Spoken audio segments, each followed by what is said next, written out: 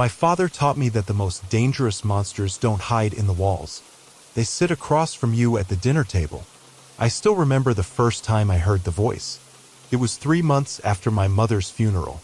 Dad and I had moved into the old farmhouse on Stillwater Road, a desperate attempt to escape the suffocating memories our city apartment held.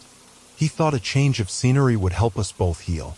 Maybe it would have if we'd chosen anywhere else. The house stood at the end of a long gravel driveway sheltered by a canopy of ancient oak trees that had probably witnessed a century of families come and go. It was the kind of place that looked picturesque in the daytime, weathered white paint, wraparound porch, red shutters framing each window. But as the sun set, the charm faded and the shadows grew teeth. I was 16 then, old enough to recognize the signs that Dad wasn't coping well, young enough to believe things would eventually return to normal.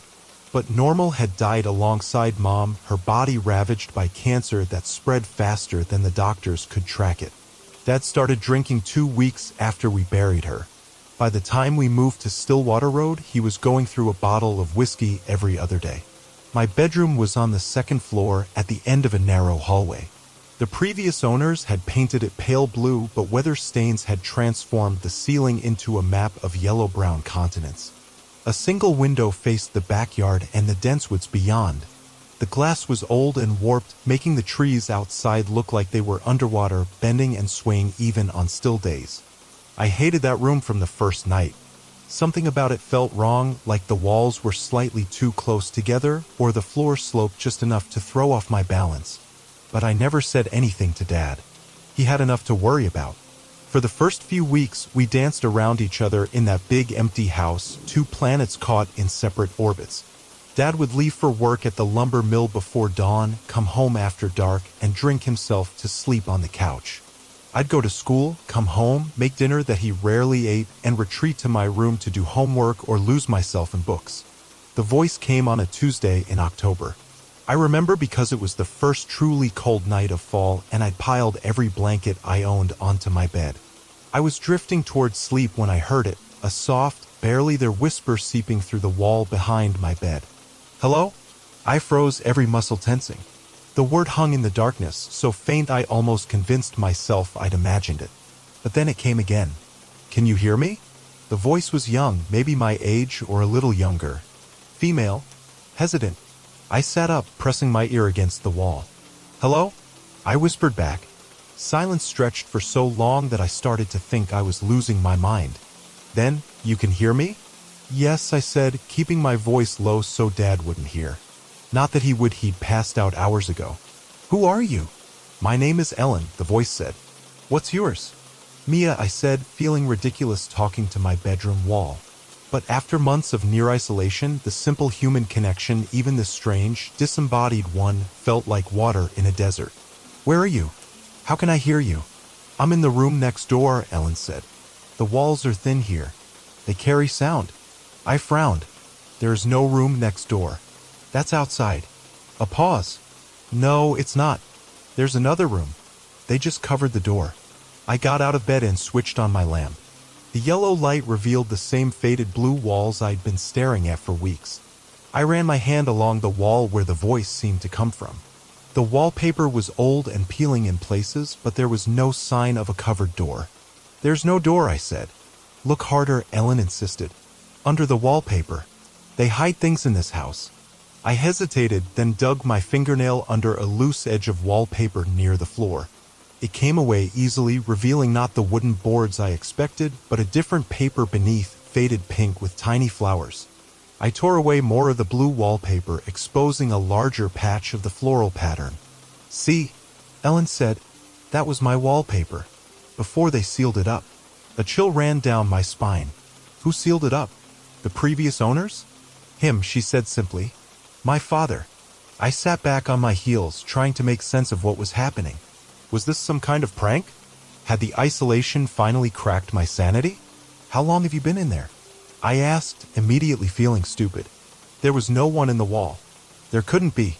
"I don't know anymore," Ellen said, her voice dropping to a whisper. "Days blur together here, but I've been alone for so long." "I'm going to get help," I said, standing up. "I'll tell my dad."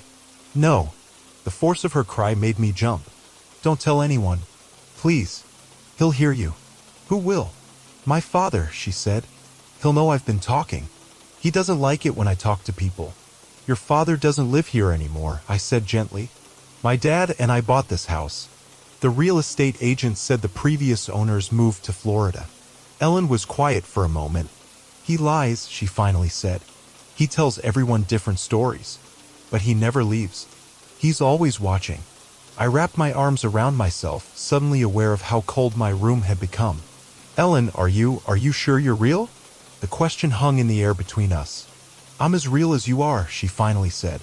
But sometimes I wonder if either of us is real anymore. We talked until dawn broke through my window.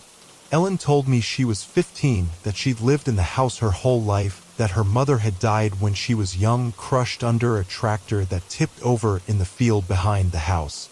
She told me her father had kept her hidden from the world because she was special, though she wouldn't explain what that meant. I told her about my life in the city, about losing Mom, about Dad's drinking. It felt good to finally say these things out loud, even if I was just talking to a wall or a delusion. As sunlight crept across my floor, Ellen's voice grew fainter. I have to go, she whispered. He'll be checking soon. Will you talk to me again tonight? Yes, I promised, though part of me still believed I'd dreamed the entire conversation. I'll be here. Mia? Her voice was barely audible now. Yes. Be careful in this house. The walls have eyes. I didn't sleep that day. I went through my classes in a fog, replaying my conversation with Ellen. By afternoon, I'd convinced myself it had been a dream or some kind of stress-induced hallucination. Grief did strange things to people. I'd read about that. Maybe this was my mind's way of creating the connection I so desperately needed. But when I got home, I went straight to my room and examined the wall. The patch of floral wallpaper I'd exposed was still there, pink flowers faded with age but unmistakably real. I pressed my palm against it, wondering what was on the other side. Dad came home later than usual that night. I heard the front door slam, followed by the familiar sounds of him dropping his boots in the entryway and opening the refrigerator. Then the clink of a bottle being set on the counter. I waited until I heard him settle in front of the TV before I crept downstairs. Dad? I stood in the doorway of the living room, watching him pour amber liquid into a glass. Can I ask you something about the house? He glanced up, his eyes already glassy. What about it? Are there any rooms that were sealed up? Like, behind the walls, maybe. He frowned. What are you talking about? I found some old wallpaper under the wallpaper in my room. It made me wonder if there used to be another room there. Dad took a long drink. Old houses have weird renovations sometimes. People wall things up, change floor plans. Doesn't mean anything. Did the real estate agent mention anything about the previous owners? The family that lived here before. The Caldwells. Dad set his glass down. They were here for about 5 years. Before that, it was some old farmer. Had the place for decades, I heard. Did he have a daughter? Dad's frown deepened. I don't know, Mia. Why all the questions? I shrugged, trying to appear casual. Just curious about the history. The house feels old. It is old. Built in the 1920s. He poured more whiskey. Listen, I've got some news. I'm picking up extra shifts at the mill. Nights, weekends. We need the money, and it's good overtime pay. My heart sank. So you'll be gone even more? It's temporary, he said, not meeting my eyes. Just until we get caught up on the mortgage. You'll be fine here by yourself, right? You're 16 now. I wanted to argue, to remind him that we were supposed to be healing together, not drifting further apart. But the determined set of his jaw told me it wouldn't make a difference. Yeah, I said. I'll be fine. That night, I waited until the house was completely silent before I whispered to the wall. Ellen? Are you there? Nothing. I tried again, a little louder. Ellen? Just as I was about to give up, her voice came through, so faint I had to press my ear against the wall to hear. I'm here. I was afraid you wouldn't come back. I promised I would, I said, settling onto my bed. Can you tell me more about yourself? How long have you been in that room? Years, she said. After Mom died, Dad said the world was too dangerous for me. He homeschooled me for a while, but then he said even the mailman and the delivery people couldn't know about me. That's when he sealed up the door. But how do you eat? How do you use the bathroom? There's a small door on the floor. He brings food through it. And there's a bucket. Her voice was matter-of-fact, as if this arrangement was completely normal. Ellen, that's abuse. That's imprisonment. We need to get you help. No. The panic in her voice made me flinch. You don't understand. He'll hurt you. He's hurt others before. What do you mean? I asked, my mouth suddenly dry. The girl before you, Ellen whispered. She heard me too. She tried to help. Dad found out. What happened to her? Ellen was quiet for so long that I thought she'd gone. Then he took her to the cellar. I heard her screaming for a long time. Then nothing. My blood turned to ice. Ellen, the man who owned this house before us, moved away. My dad and I bought it from a family called the Caldwells. That's what he tells people. He's good at pretending, at making people believe things. But he never leaves. He's always here, watching. Waiting. I pulled my knees to my chest, suddenly feeling exposed. Are you saying he's still in the house? He comes and goes through passages in the walls. This house is full of hidden spaces. Places where he can watch without being seen. I glanced at my closed bedroom door, half expecting to see a shadow pass underneath it. That's impossible. My dad and I have been living here for months. Haven't you felt it? Ellen asked. The feeling of being watched? Haven't you noticed things moving just slightly? Food missing that you thought you had. I had noticed things, small discrepancies I'd blamed on stress or forgetfulness. A book that wasn't where I'd left it. The sensation of eyes on the back of my neck when I was alone in the house. Why would he still be here? I asked. Why wouldn't he just leave? Because of me, Ellen said. He can't leave me. And he can't let anyone find me. I know too much about what he's done. What has he done? Ellen's voice dropped even lower. Bad things. To girls like you. Girls who were alone too much. He watches them first, learns their patterns. Then when no one's looking. She trailed off, and I found myself holding my breath. He takes them to the cellar, she finally continued, where no one can hear them scream. I stood up abruptly, my heart hammering against my ribs. I'm going to check the cellar. Right now. No. Ellen's cry was desperate. He might be down there. Please, Mia. Don't go alone. I have to know if what you're saying is true. I grabbed my phone and turned on the flashlight. I'll be careful. I'll be right back. Ignoring her continued protests, I crept out of my room and down the stairs, careful to skip the third step that always creaked. Dad was asleep on the couch, an empty glass on the coffee table beside him. The TV cast flickering blue light across his slack features. The door to the cellar was in the kitchen, a heavy wooden door with a rusted iron handle. It had always been locked. Dad said he'd lost the key, and neither of us had bothered to get a replacement. But now, as I tried the handle, it turned easily in my grasp. The hinges groaned as I pulled the door open, revealing a set of narrow wooden stairs descending into darkness. The smell that rose from below was damp and earthy, with something else underneath, something sickly sweet and rotten. I aimed my phone's light down the stairs, but the beam couldn't penetrate the thick darkness at the bottom. For a moment, I hesitated.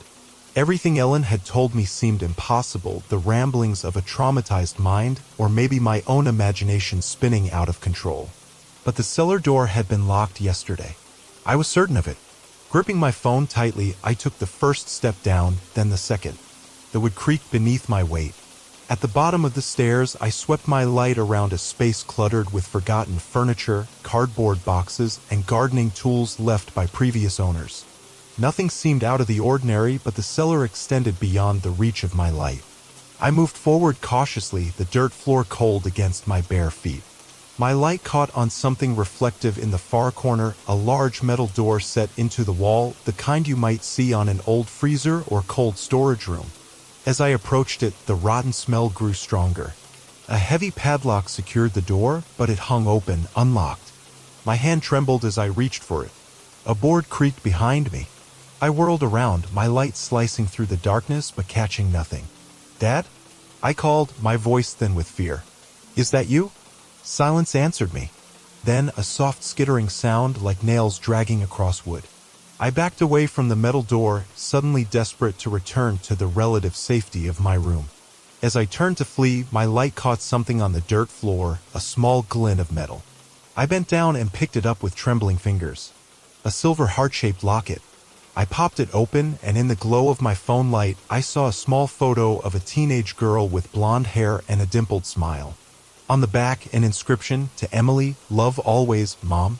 I closed my hand around the locket and ran for the stairs, taking them two at a time. My foot caught on the last step, sending me sprawling onto the kitchen floor. I scrambled to my feet, slammed the cellar door shut, and twisted the lock with shaking hands. For several minutes, I stood there with my back pressed against the door, listening. The house was silent except for the distant sound of Dad snoring from the living room. I looked down at the locket in my palm, the silver heart gleaming under the kitchen light. Emily. Who was she? Had she lived in this house? Was she one of the girls Ellen had mentioned? I crept back upstairs to my room, locking the door behind me. My hands trembled as I sat on the edge of my bed. Ellen? I whispered to the wall. I found something in the cellar. Her response came immediately, as if she'd been waiting. What did you find? A locket, with a picture of a girl named Emily inside. Ellen was quiet for so long that I wondered if she'd gone. Finally, her voice drifted through the wall, softer than before. She was nice to me. She heard me, like you do. She promised to get help. What happened to her? He caught her in the cellar. She was looking for evidence, something to show the police. She didn't know he was watching. Ellen's voice broke. It's my fault. I should have warned her better. A cold dread settled in my stomach. Ellen, when did this happen? Last year? Maybe longer. Time feels different in here. I turned the locket over in my hand, studying the inscription again. If what Ellen was saying was true, then this Emily had disappeared in this house. While looking for evidence of what? A girl imprisoned in the walls? A man hiding in secret passages? It sounded insane. And yet I was holding tangible evidence that someone named Emily had been here. I'm going to look her up, I said, reaching for my laptop. If she went missing, there would be news stories, missing person reports. Be careful, Ellen warned. If he sees what you're doing. My dad's downstairs, I reassured her, though the words felt hollow even to me. Dad's alcohol-induced sleep was so deep that an intruder could walk right past him, and he wouldn't stir. I opened my laptop and searched Emily missing Stillwater Road. The results were sparse, a few generic missing persons websites, nothing specific to our area. I tried adding our county name, then our state. Still nothing relevant. What was her last name? I asked. I don't know, Ellen said. She never told me. I searched for missing teenagers in our state over the past 2 years. This brought up several cases, but none of the photos matched the girl in the locket. I expanded my search to 5 years, then nationwide. And there she was on page 3 of the results. Search continues for missing Pennsylvania teen Emily Winters. The article showed the same smiling blonde girl from the locket.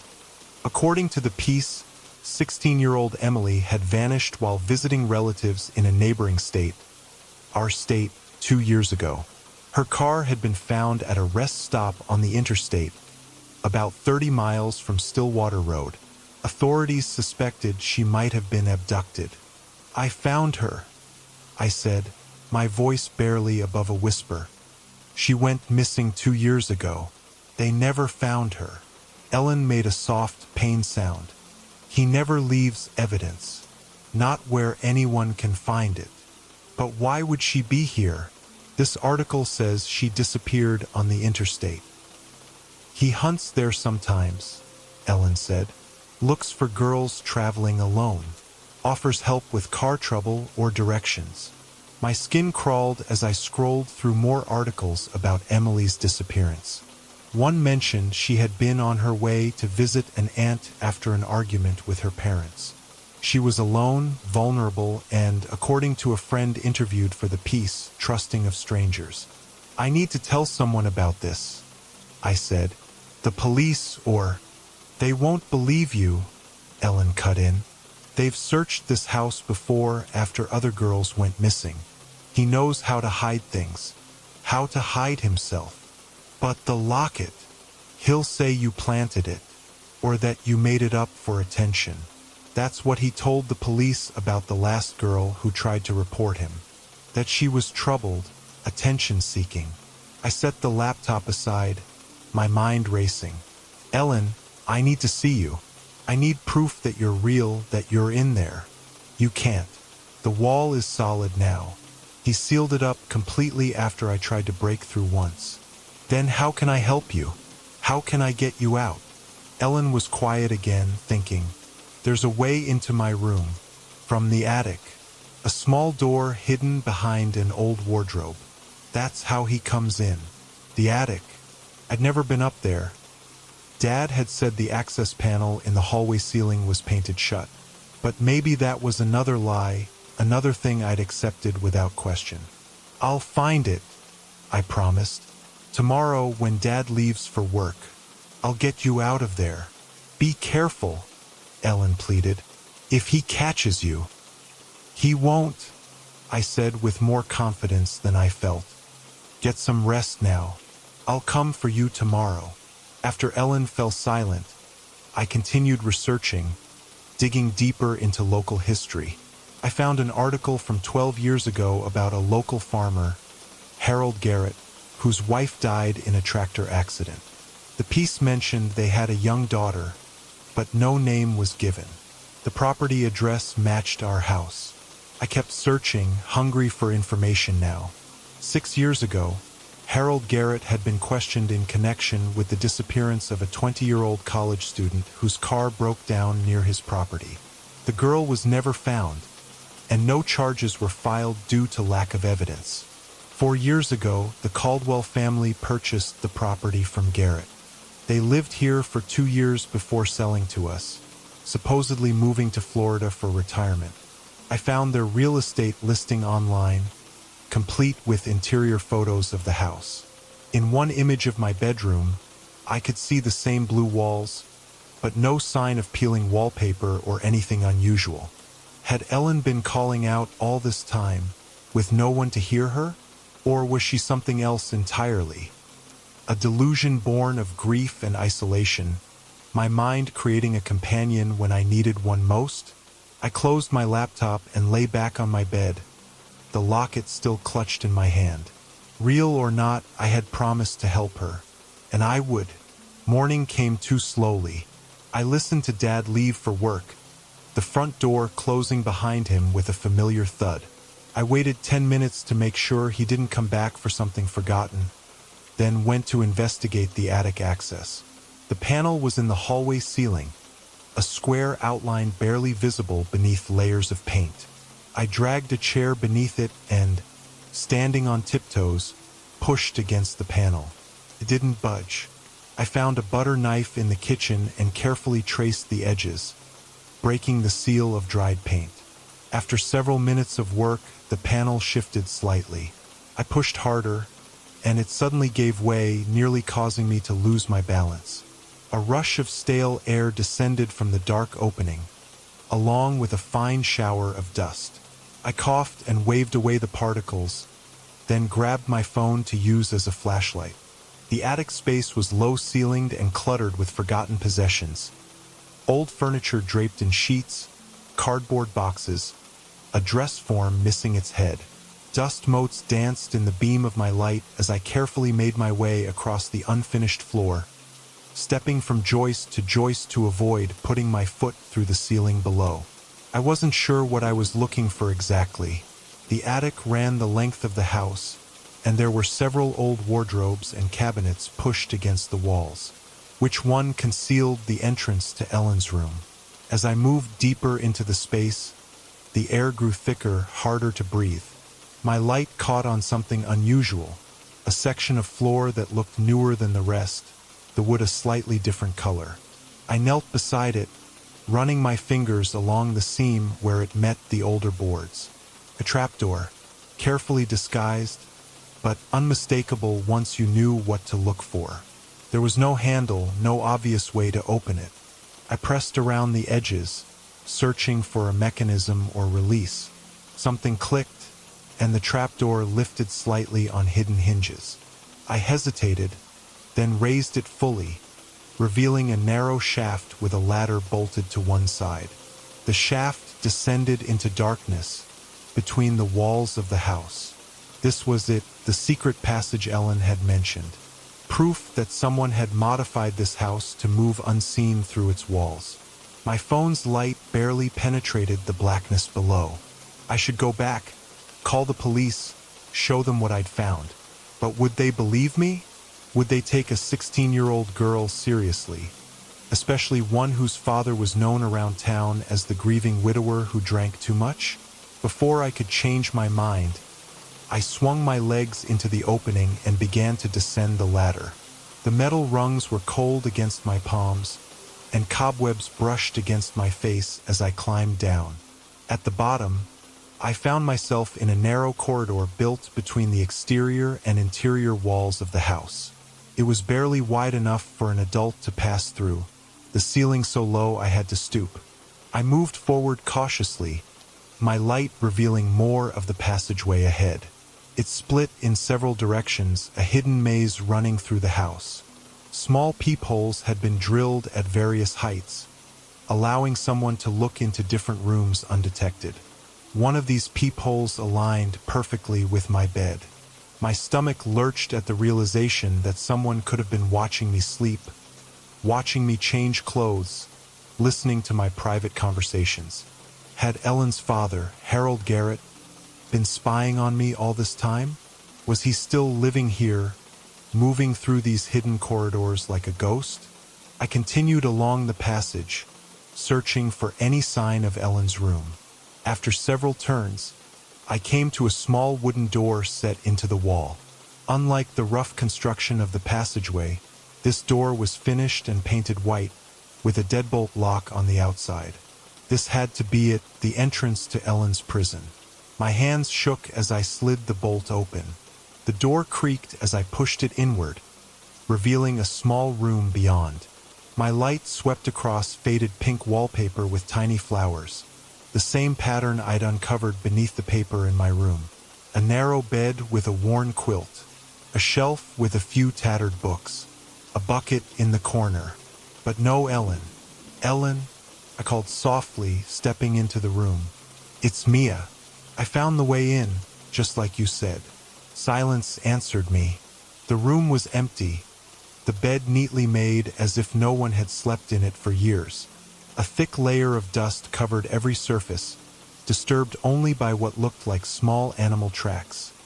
Mice or rats that had found their way in.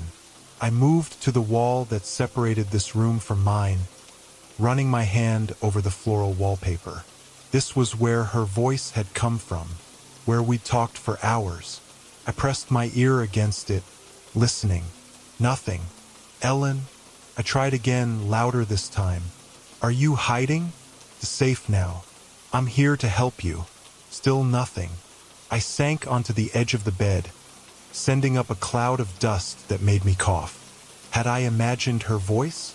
Created an elaborate delusion to cope with my loneliness? No, the room was real. The passages were real. Someone had been imprisoned here, perhaps not recently, but sometime, and given the news articles I'd found, Harold Garrett had been questioned about missing girls before. Something caught my eye, a small glint of metal beneath the bed. I knelt down and reached for it, my fingers closing around another locket, identical to the one I'd found in the cellar. This one contained a picture of a different girl, dark-haired, serious-eyed. The inscription read, "To Rachel, all my love, Dad." Another missing girl? How many had there been? A floorboard creaked in the passage outside the room. I froze, my breath catching in my throat.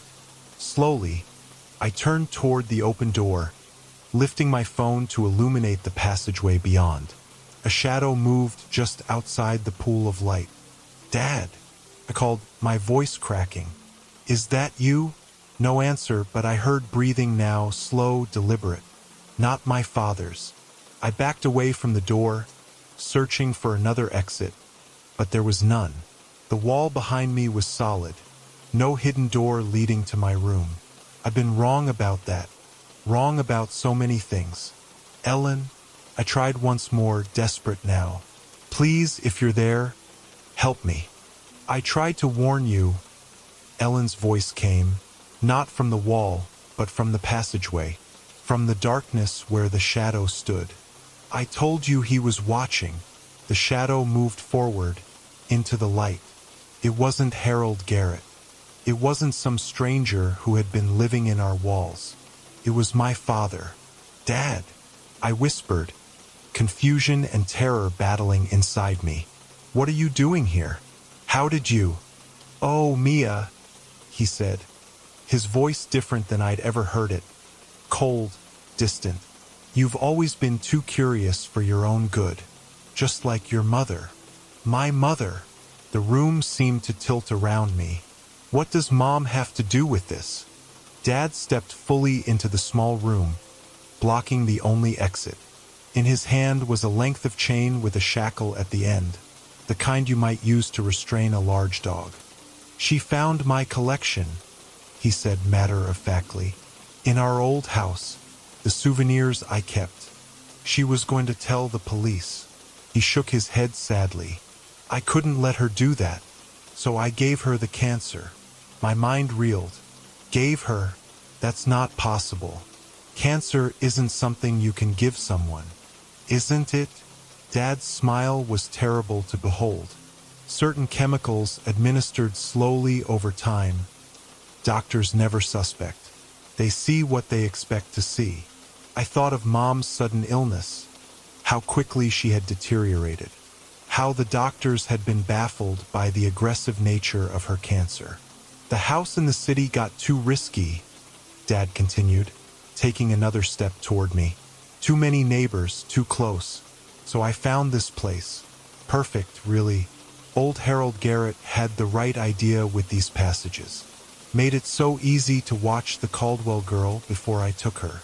The locket in my hand suddenly felt heavier. Rachel Caldwell, not a previous owner's daughter, but their victim. You're insane, I whispered. No, Dad replied calmly. Just careful, methodical. I thought moving you here would keep you safe, keep you from discovering what I am. But then you started talking to the walls. He sighed. I know there's no one named Ellen, Mia. You've been talking to yourself, creating an imaginary friend because you're lonely. But her voice, your voice, he corrected, coming back through the wall. A girl your age, who lost her mother, imprisoned by her father? It's not very subtle, sweetheart. I shook my head violently. No, Ellen is real. She told me things I couldn't have known. Did she? Or did you find those things yourself? The cellar, the locket, and create a story around them. Dad's expression softened with what looked like genuine concern. You're sick, Mia. You need help. The kind of help I can give you. He lifted the chain. This is for your own protection. Until you're better. I backed away until I hit the wall. Stay away from me. Run? Ellen's voice whispered. So close to my ear I could feel her breath. When I say now, run past him. The passage to the left leads to the kitchen. I tensed, ready to move. Dad took another step toward me, the chain dangling from his hand. Now! I lunged forward, feinting right, then ducking left at the last moment. Dad's hand grasped at empty air as I slipped past him into the passage. I heard him cursing behind me as I ran blindly through the narrow corridor, one hand trailing along the wall to guide me, the other clutching my phone, its light bouncing wildly with each step. The passage twisted and turned, branching in multiple directions. I tried to recall Ellen's instructions, left to the kitchen, but in my panic, everything looked the same. Dark, close walls pressing in on both sides, the sound of my father's footsteps gaining on me. Mia, he called, his voice echoing through the passages. Don't make this harder than it needs to be. I took another left turn and found myself facing a dead end. No, not a dead end. A panel in the wall, nearly invisible in the dim light. I pushed against it frantically, and it gave way, swinging outward. I tumbled into the kitchen, knocking over a chair as I emerged from behind what had appeared to be a solid section of wall next to the refrigerator. I scrambled to my feet and ran for the front door, my only thought to get outside, to find help. The door was locked. Not just the normal lock, but reinforced with deadbolts I'd never seen before. Deadbolts that required keys. Keys I didn't have. Looking for these? Dad's voice came from behind me. He stood at the entrance to the living room, dangling a ring of keys from his finger. In his other hand, he still held the chain. I backed away, moving toward the kitchen again. My eyes darted around, searching for a weapon, an escape route, anything. The knife block on the counter. If I could just reach it. I know what you're thinking, Dad said, following my gaze. But you won't do it. You're not a killer, Mia. Not like me. Why? I asked, partly to distract him, partly because I needed to know. Why all those girls? Dad's expression softened into something almost wistful. They remind me of your mother, when she was young, beautiful, before she started asking questions, before she changed. I inched closer to the counter. And me? Do I remind you of her too? A shadow crossed his face. More and more every day. It's in your eyes now. The suspicion, the judgment. He took a step toward me. I was hoping to protect you from this, from knowing what I am. But now, he shrugged. Well, blood is thicker than water, as they say. Maybe you'll learn to accept it, to help me even. I'll never help you, I spat. Dad smiled sadly. Then you'll join the others. In the cellar. I lunged for the knife block, my fingers closing around the handle of the largest blade. Dad moved with surprising speed for a man I'd thought was slowed by alcohol and grief. He caught my wrist before I could fully turn, twisting until my fingers went numb and the knife clattered to the floor. I'm sorry it has to be this way, he said, his breath hot against my ear as he pinned me against the counter. I really did love you in my way. As he reached for the chain with his free hand, a sound came from somewhere in the house. A soft tapping, like fingernails on glass. Dad's head jerked up, his attention momentarily diverted. It was enough. I drove my elbow back into his stomach with all my strength. He grunted and loosened his grip just enough for me to break free.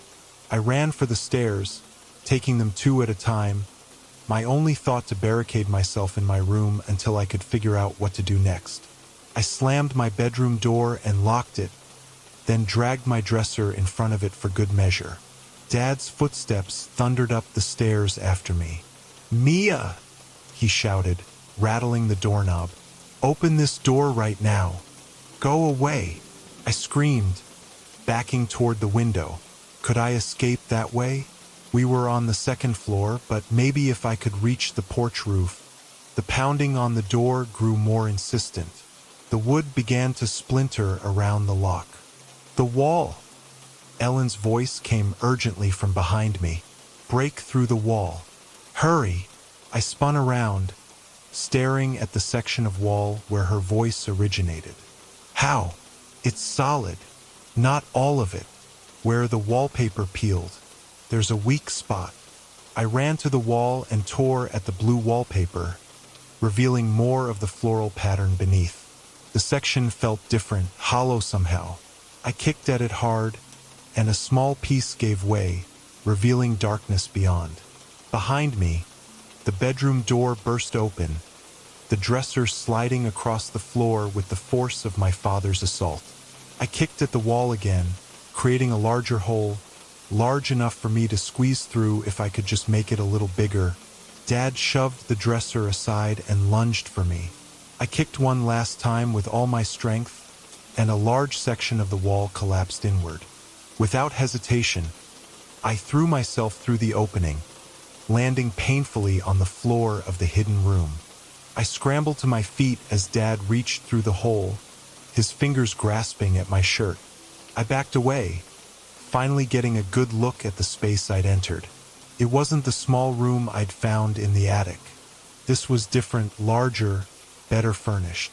A bed with fresh linens, bookshelves filled with volumes, a small bathroom area partially concealed by a curtain. And on the walls, my blood turned to ice. The walls were covered with photographs, hundreds of them, girls of various ages, all captured in various states of fear. Some I recognized from missing person reports I'd seen online.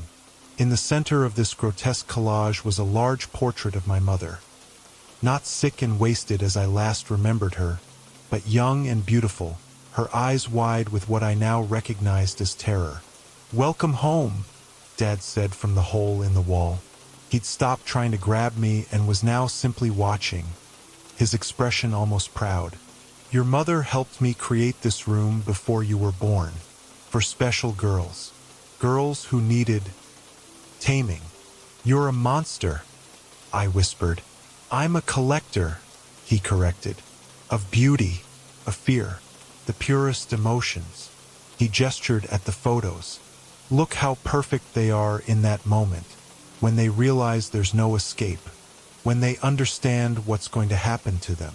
I backed away until I hit something solid, not a wall, but a large freezer chest, the kind that could hold a body, or several.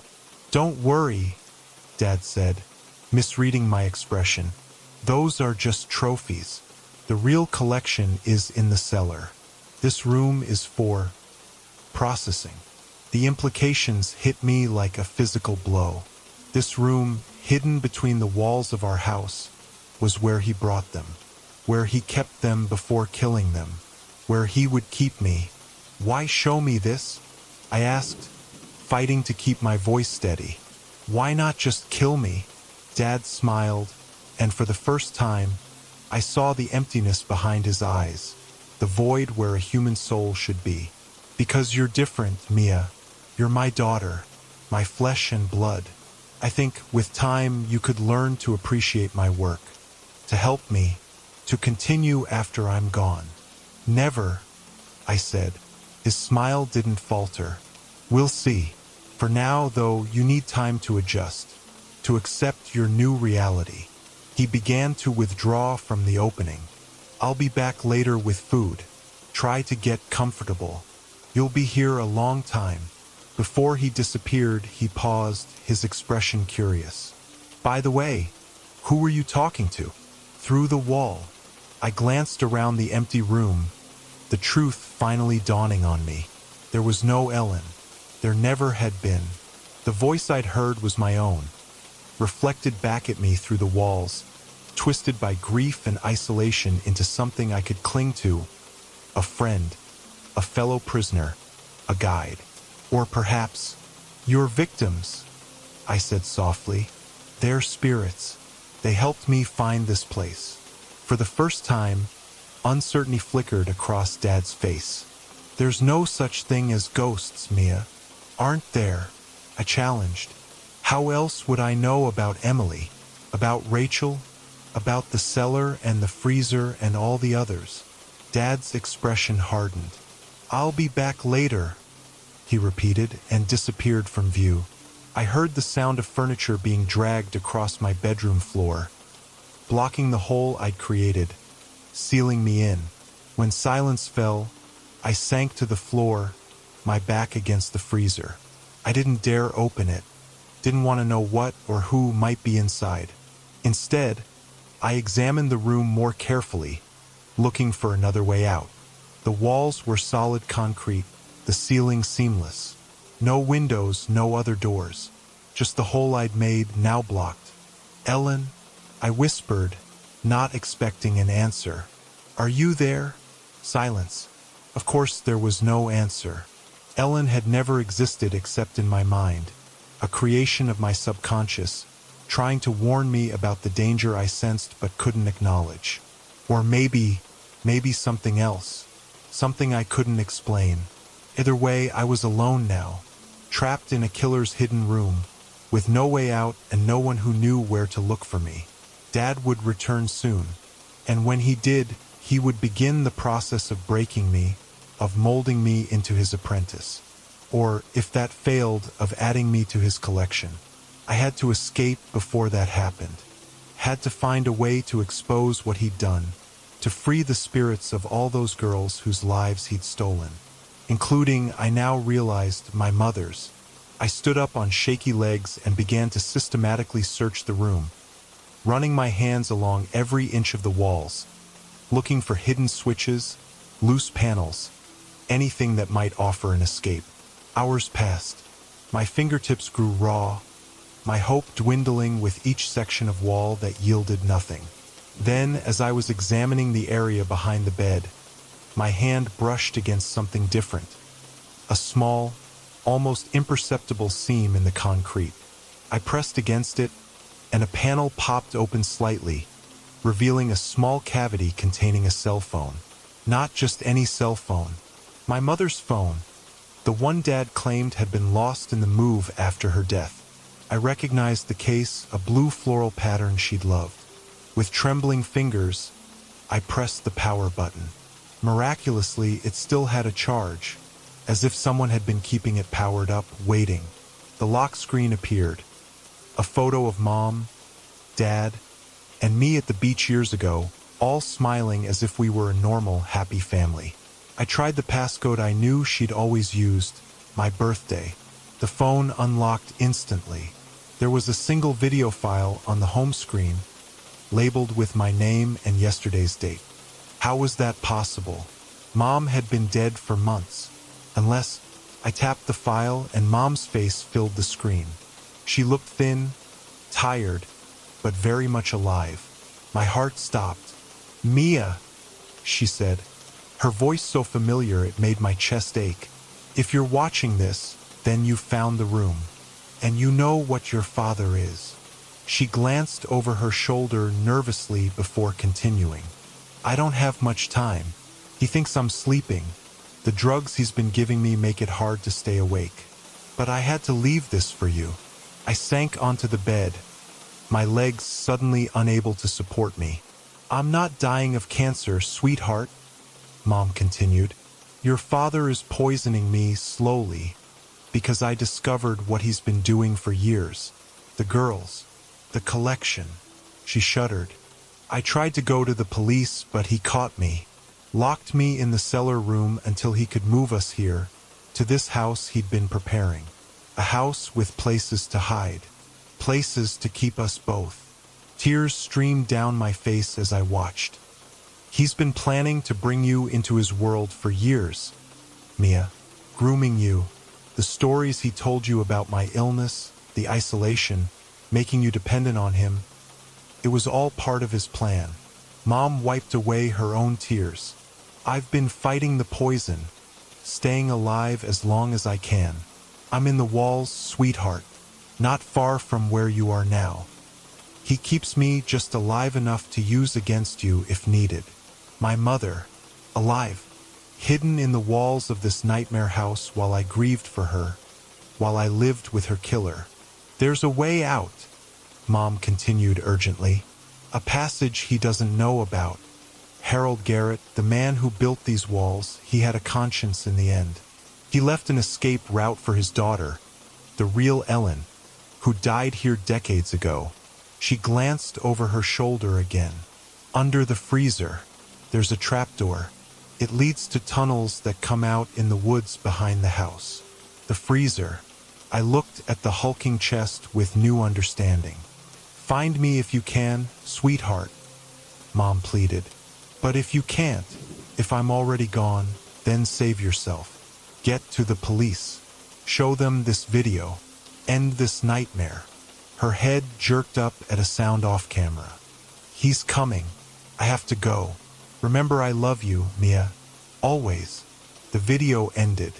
I sat frozen, the phone clutched in my hand, my mind struggling to process what I just learned. Mom was alive.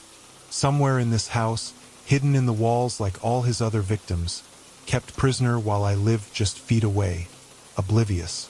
I had to find her. Had to save her if there was still time. But first, I needed to get out of this room, away from Dad.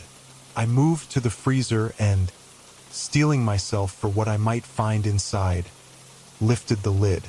Empty. Completely empty and dry, as if it had never been used.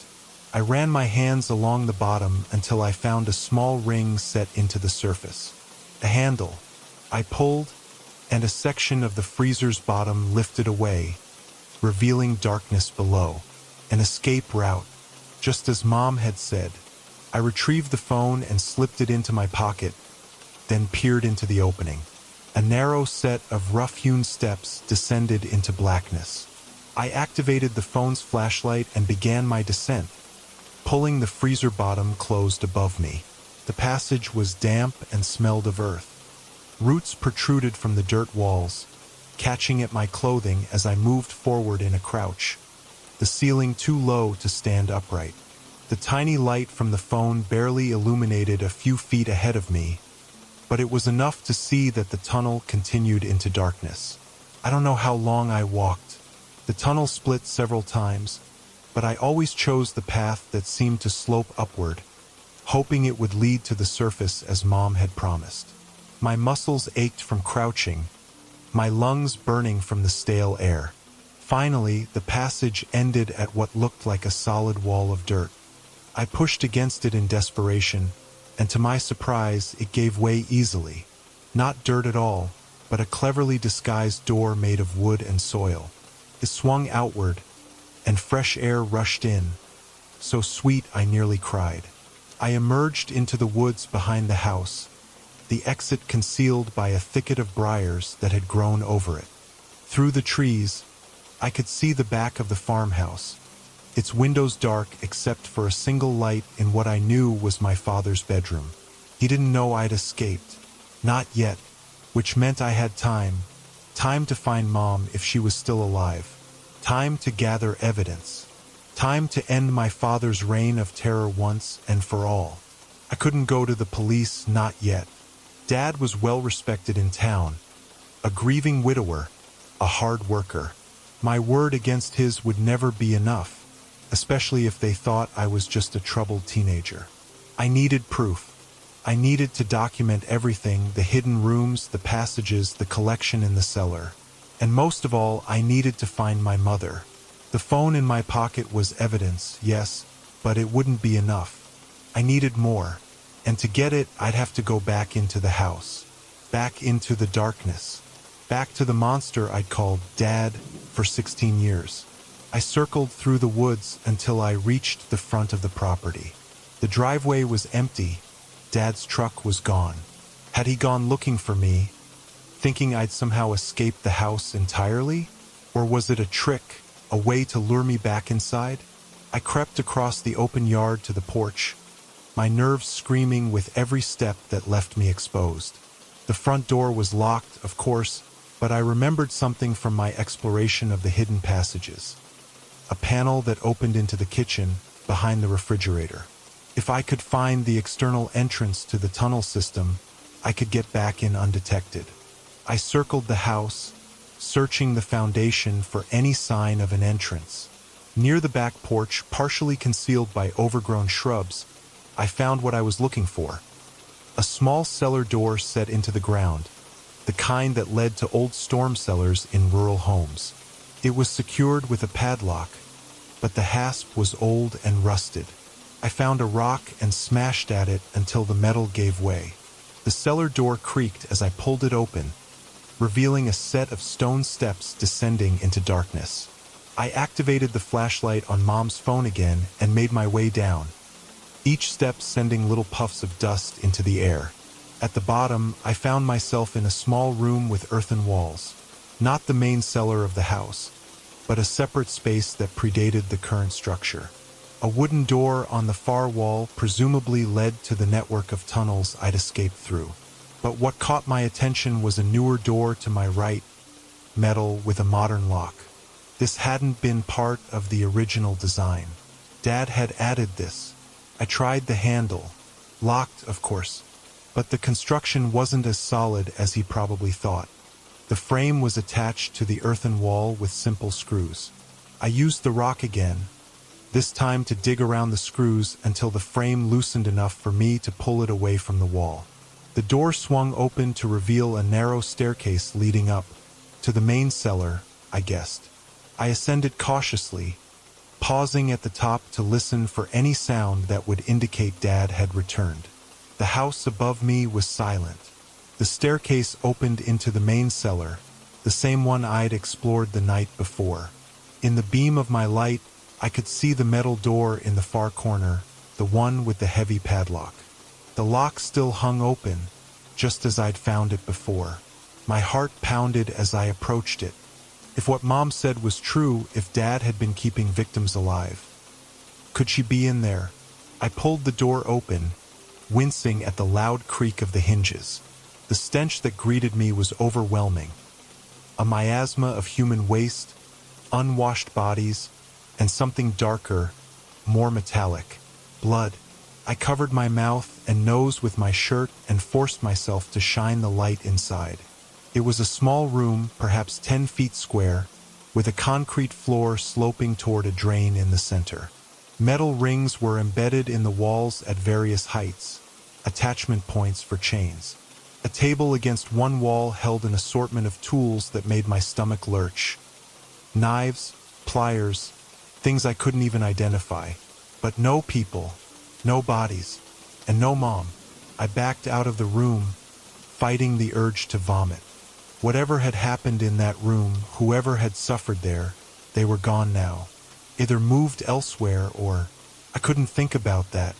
I had to focus on finding Mom, on gathering evidence. I took photos of everything with her phone, the room, the tools, the chains. Then I proceeded to methodically photograph the rest of the cellar, including the entrance to the tunnel system Dad didn't know I'd discovered. When I was satisfied I had documented the cellar thoroughly, I made my way upstairs, straining to hear any sound that might indicate Dad had returned. The house remained eerily silent. In the kitchen, I found my backpack where I'd left it that morning, before my world had imploded. I stuffed it with food, water, a flashlight from the drawer, and a large kitchen knife for protection. I needed to check one more place before leaving, the hidden room where Dad had trapped me, where I'd found Mom's phone. If she had recorded that video there, if she had known about the escape route, then she must have been held in that section of the house at some point. Maybe there were clues to where she was now. The most direct route would be through my bedroom, through the hole I'd kicked in the wall, but Dad had blocked it from the other side. Instead, I made my way back to the cellar and into the tunnel system. This time, instead of heading toward the woods, I took passages that seemed to lead up and toward the center of the house. After what felt like hours of crawling through narrow, twisting corridors, guided only by the increasingly dim light of Mom's phone, I found myself facing a familiar panel, the entrance to the hidden room from the tunnel side. It wasn't locked. Dad wouldn't have expected anyone to approach from this direction. I pushed it open and crawled through, finding myself next to the freezer I'd escaped through earlier. The room was exactly as I'd left it. The bed unmade, the photographs of terrified girls still covering the walls, my mother's portrait watching over it all. I took more photos, documenting everything. Then I began a systematic search of the room, looking for any clue to Mom's current location. I checked under the mattress, inside the pillowcases, behind the photographs, in the small bathroom area. Nothing. As I was about to give up, my light caught on something odd. A small air vent near the floor, partially concealed by the bed. The screws holding the cover in place looked newer than the rest of the fixtures, recently disturbed. I found a coin in my pocket and used it to unscrew the cover. Behind it was a small cavity containing a notebook. Mom's journal, I realized as I opened it, recognizing her handwriting immediately. The entries dated back 6 months, to around the time her cancer had been diagnosed. I flipped to the most recent entry, dated just 3 days ago. He's moving me again. Says he doesn't like how close I am to Mia's room, afraid she might hear me somehow. I've tried calling out when I know she's there, but the walls are too thick. The drugs make my voice too weak. He's preparing a new space for me in the east wing, behind the master bedroom. A smaller space. He says I won't need room to move around anymore. I'm getting weaker. The poison is working faster now. I think he's increasing the dose. He knows I've been fighting it, staying alive for Mia. He's tired of waiting. If you find this, Mia, don't come for me. Just run. Get to Sheriff Ellis. Not Deputy Crane. He's in your father's pocket. And show him everything. The photos on the wall. This journal. The video on my phone if you found it. I love you. I'm sorry I couldn't protect you better. The entry ended there. East wing. Behind the master bedroom. I knew where to look now. I tucked the journal into my backpack alongside the phone and crawled back through the panel into the tunnel. This time, I moved with purpose, taking turns that I hoped would lead toward the east side of the house where my father's bedroom was located. The passage narrowed as I progressed, forcing me to crawl on my belly in some sections. Cobwebs clung to my hair and face, and several times I disturbed nests of insects that skittered away from my light. The air grew staler, harder to breathe. Finally, I came to a section of wall that looked different from the rest, newer, the earth shored up with fresh planks of wood. This had to be the new space Dad had created for Mom. I searched for an entrance, finding a small door set into the wall, secured with a simple sliding bolt. My hands shook as I slid the bolt open. What would I find on the other side? My mother, alive but weak? Her body? I steeled myself and pushed the door open. The space beyond was tiny, hardly larger than a closet. A thin mattress lay on the floor, a bucket beside it. On four stands stood in one corner, a bag of clear fluid hanging from it, the line disappearing into the huddled form on the mattress. Mom. She was so thin, so pale, I hardly recognized her. Her once vibrant hair hung in limp strands around her face. Her eyes were closed, her breathing shallow. Mom? I whispered, crawling to her side. Mom, it's me. It's Mia. Her eyelids fluttered, then opened. For a moment, her gaze was unfocused, confused. Then recognition dawned. Mia? Her voice was a rasp, barely audible. No, you shouldn't be here. You need to run. I'm not leaving without you, I said, already assessing how I could move her. She was light, starved to near skeletal proportions, but the four complicated things. Can I remove this? I asked, indicating the line in her arm. She nodded weakly. It's the poison. He says it's medicine, but it's what's killing me. Carefully, I removed the needle from her arm, using a corner of the sheet to apply pressure to the small wound. Then I helped her to sit up, alarmed at how her bones protruded through her skin, how her hospital gown, the same one she'd been wearing when Dad told me she died in the hospital, hung from her frame. Can you walk? I asked. She shook her head. Not far. Too weak. Then I'll carry you, I said with more confidence than I felt. We're getting out of here, Mom. I found the tunnels that lead to the woods. We can escape, get to the sheriff. Your father. She began. Is gone. For now. But we need to hurry before he comes back. I helped her onto my back, piggyback style, wincing at how little she weighed. Then I began the slow journey back through the tunnels, Mom's ragged breathing in my ear, her arms loosely clasped around my neck. Several times I had to stop and adjust her position as her grip weakened. The journey that had taken me perhaps an hour on my own now stretched to 3 as I navigated the narrow passages with my precious cargo. Mom drifted in and out of consciousness, sometimes murmuring words I couldn't understand, sometimes silent for so long I feared she had died. Finally, we reached the exit to the woods. Fresh air had never smelled so sweet as it did when I pushed open the concealed door and helped Mom through. The late afternoon sun filtered through the trees, casting dappled shadows on her pale face as I lowered her gently to sit with her back against a tree. We made it, I told her, brushing her matted hair from her forehead. We're out. Her eyes opened, more lucid now in the fresh air and sunlight. He'll come looking, she warned. As soon as he realizes I'm gone. We won't be here, I assured her. The main road is about a mile through these woods. We can make it before dark if we start now. I can't walk that far, sweetheart. Then I'll carry you. I was already gathering her into my arms, one arm under her knees, the other supporting her back. She weighed no more than a child. Mia, she said, her voice stronger than it had been in the tunnel. You know what your father is now. What he's capable of. I nodded grimly. I found his collection. The room with the photographs.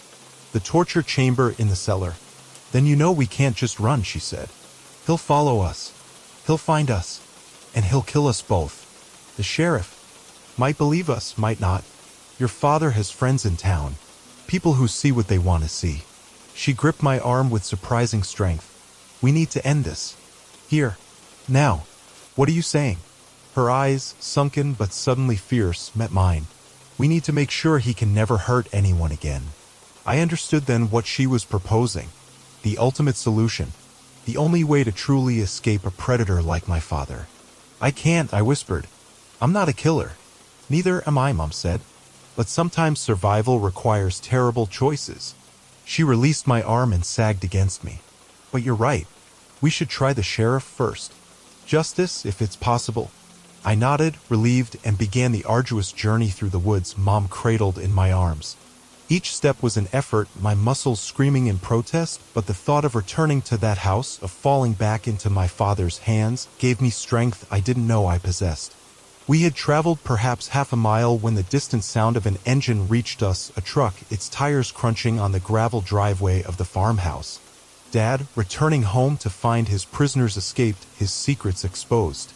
He's back, Mom whispered, fear making her voice tremble. He'll check my room first, then yours. Then he'll come looking. We need to move faster, I said, increasing my pace despite the burning in my legs and arms. No, Mom shook her head. Put me down. Hide me somewhere safe. Then you run ahead, get help. You can move faster alone. I'm not leaving you, I protested. You have to. Her eyes bored into mine. I'll only slow you down. Hide me well and come back with help. It's our only chance. I knew she was right, but the thought of leaving her, even temporarily, after just finding her again, was almost unbearable. Still, logic won out. I found a dense thicket of underbrush, creating a small hollow within it where Mom could lie concealed. Take the phone, I told her, pressing it into her hands. If he finds you, use it. Call 911. She nodded, then pulled me down for a fierce hug. Be careful, she whispered. He knows these woods. He hunts in them. With that chilling reminder, I left her, moving as quickly and quietly as I could through the underbrush, heading in what I hoped was the direction of the main road. Behind me, I could hear faint shouts, Dad, calling my name, his voice carrying through the still evening air. I ran until my lungs burned, until spots danced before my eyes. The woods seemed to stretch endlessly in all directions, trees identical in the fading light. Had I veered off course? Was I running in circles? As darkness began to fall in earnest, panic set in. I hadn't found the road. The shouting behind me had stopped, which was somehow more terrifying than hearing it. Where was Dad now? Still searching the house? Already tracking me through the woods? I paused to catch my breath and get my bearings. In the silence, I heard a new sound, water running over rocks. A stream. If I could find it, follow it, it might lead to the road or at least to another property where I could get help. I moved toward the sound, relief washing over me as I broke through the trees and found a small creek, its water glinting in the last rays of sunlight. Which way to follow it? Downstream would eventually lead to civilization, I reasoned, so I turned right and began to pick my way along the bank. I had gone perhaps 100 yards when I saw them, fresh footprints in the mud at the water's edge. Large prints made by boots I recognized all too well. Dad had been here, was perhaps still nearby, hidden among the trees, watching. I froze, scanning the deepening shadows for any sign of movement. Nothing. But the feeling of being watched prickled at the back of my neck, raising the hair on my arms.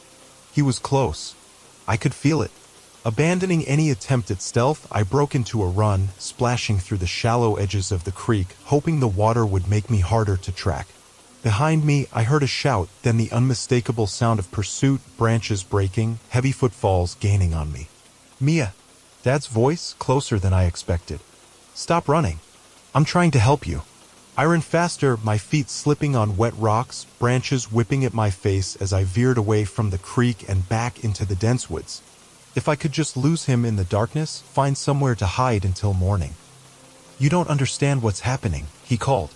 Your mother is dangerous. She's the one who's been hurting those girls. I nearly stumbled at his words, the sheer audacity of the lie. He was trying to confuse me, to make me doubt what I'd seen with my own eyes. Your mother didn't die of cancer, he continued, his voice moving steadily closer despite my best efforts to outrun him. She has a condition, a mental illness that makes her hurt people. I've been protecting you from her. Liar. I screamed back, unable to help myself. I found her. I know what you did. I saw the hidden rooms, the photographs, the torture chamber. I know you've been poisoning her. His footsteps slowed, then stopped. In the silence that followed, I could hear my own ragged breathing, the hammering of my heart. You've been in the walls, he said finally, his voice eerily calm. You found my workshop. Workshop. I spat the word. Is that what you call it? That's where you torture and kill innocent girls. I preserve beauty, he replied, as if explaining something simple to a child. I capture perfection before time can ravage it. Your mother understood once. She helped me in the beginning. You're insane, I whispered, backing away, trying to locate his position by sound alone in the growing darkness. Where's she, Mia? His tone hardened. What have you done with her? She's safe, I lied. Beyond your reach. The police are already on their way. A low chuckle reached me through the trees. No, they're not. You haven't had time to reach the road, much less call anyone. And your mother, she's too weak to have gone far. My back hit a tree and I realized I'd been retreating blindly. The creek was no longer visible. I'd lost my path in the darkness. Somewhere behind me was Mom, hidden and vulnerable. Somewhere ahead was my father, a monster wearing a familiar face. I'll find her with or without your help, Dad continued. But it would be easier for everyone if you just told me where she is. I promise I won't hurt her. I just want to take her home, give her the medicine she needs. The poison, you mean? I shot back. I removed her for. I saw what you were doing to her. Silence stretched between us. Then, you shouldn't have done that. She needs the medication to control her urges. Stop lying. I was shaking now with fear and rage. I read her journal. I saw the video she left. I know everything. Another silence, longer this time. When he spoke again, his voice had changed, the pretense of concern replaced by something cold and determined. Then there's nothing left to discuss. I heard movement in the brush ahead of me. You've made your choice, Mia. You're choosing her madness over my vision. I had hoped, but no matter. What needs to be done will be done. The crack of a breaking branch to my right sent me spinning in that direction, peering uselessly into the darkness. He was circling me, using the sounds to disorient me. Did she tell you about the others, Mia? His voice seemed to come from everywhere and nowhere. The ones before you? She was so jealous of them, of the attention I gave them. That's why she hurt them. Stop it. I covered my ears, knowing I shouldn't listen but unable to block out his voice. Your mother is the monster, not me. I'm an artist. She's a killer. A rustle to my left now. Ask her about the little boy. The one before you. Ask her what happened to him. I broke into a run again, no longer caring which direction I went as long as it was away from that voice, those terrible insinuations. In the pitch darkness, I tripped over an exposed root and went sprawling, the breath knocked from my lungs as I hit the ground hard. Before I could regain my feet, a weight pressed down on my back, Dad's knee pinning me to the forest floor. His hand gripped my hair, pulling my head back. I didn't want it to be this way, he said, his breath hot against my ear. You were supposed to understand. To join me. I'll never be like you, I gasped, struggling beneath him. No, he agreed sadly. I see that now. You're too much like her. Too fragile. Something cold and sharp pressed against my throat, a knife. I went still, terror freezing the blood in my veins. Where's she, Mia? Last chance. I couldn't betray Mom. Wouldn't. But I didn't want to die here in the dark, my blood soaking into the earth, my body another secret for these woods to keep. I began, but was cut off by a new sound, a shrill, piercing scream that echoed through the trees. Mom's voice, coming from the direction I'd left her. Dad's grip loosened in surprise, and I seized the opportunity. I drove my elbow back as hard as I could, connecting with something soft. He grunted in pain, the knife wavering just enough for me to roll away from him. I scrambled to my feet and ran toward Mom's scream, no longer trying to be quiet or careful. Branches slashed at my face and arms, roots threatened to trip me with every step, but I kept moving, desperation lending me speed. Behind me, I could hear Dad recovering, pursuing. Mia, he roared. Stop. I broke through the underbrush to find the thicket where I'd hidden Mom empty, the small hollow disturbed as if there had been a struggle. In the dirt, illuminated by the first faint rays of moonlight breaking through the clouds, I saw drag marks. And blood. Mom. I screamed, following the trail deeper into the woods. MOM. The forest seemed to swallow my cries. I followed the drag marks, the blood droplets, my heart pounding so hard I thought it might burst. The trail led to a small clearing where the trees thinned enough to allow the moonlight through in silvery shafts. And there, in the center of the clearing, I found her. Not Mom. Ellen.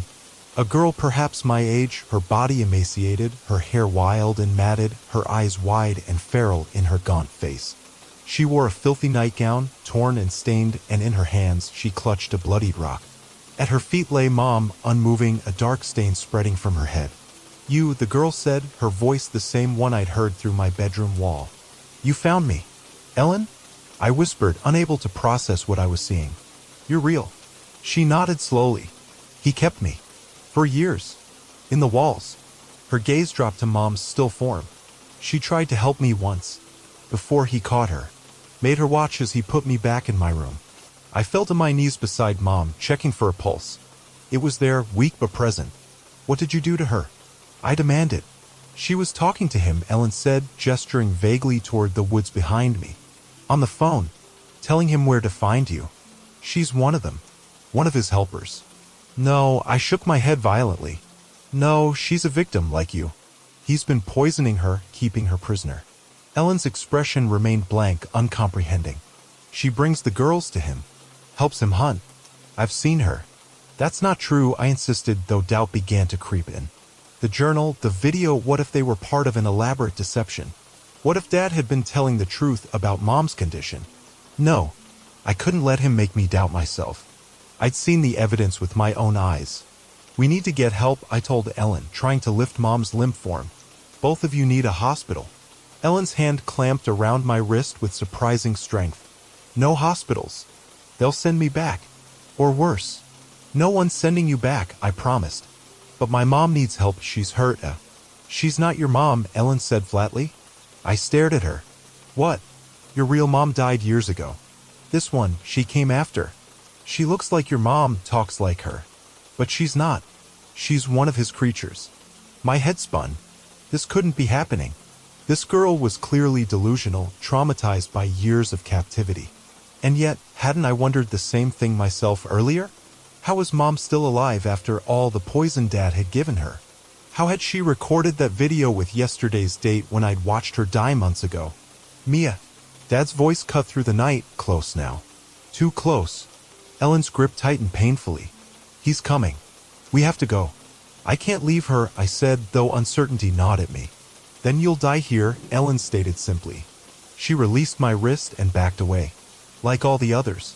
Before I could respond, the underbrush at the edge of the clearing parted, and Dad stepped through, his face streaked with dirt and blood from a cut above his eye where I must have struck him. In his hand gleamed the knife he'd held to my throat.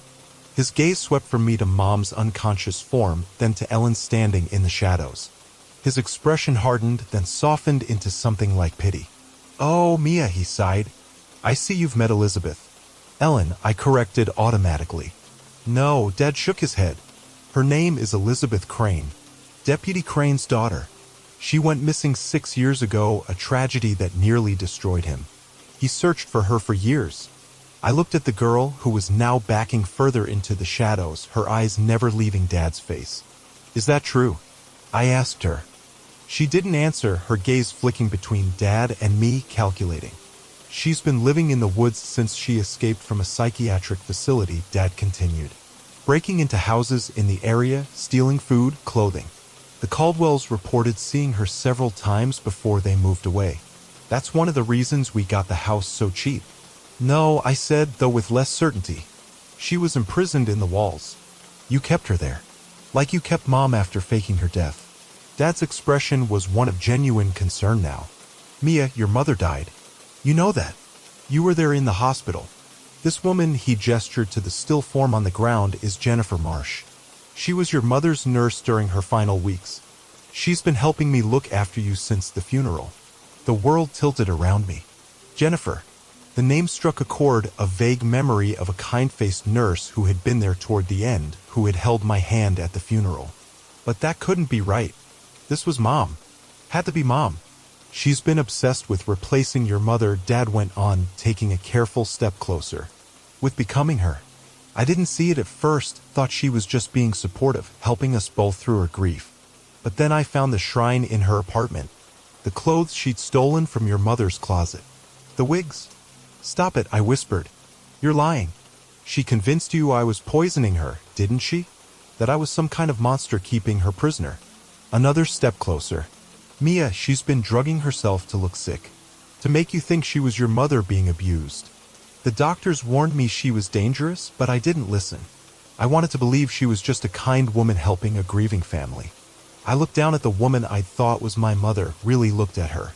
The facial structure was right, the hair color. But now that I was seeing her in the moonlight, there were subtle differences. The nose slightly too narrow. The jawline not quite the same. No, I said again, but doubt had taken root. The hidden rooms. The photographs. The collection. All hers, Dad said softly. This house has a dark history, yes. Harold Garrett did terrible things here. But Jennifer knew that history, was fascinated by it.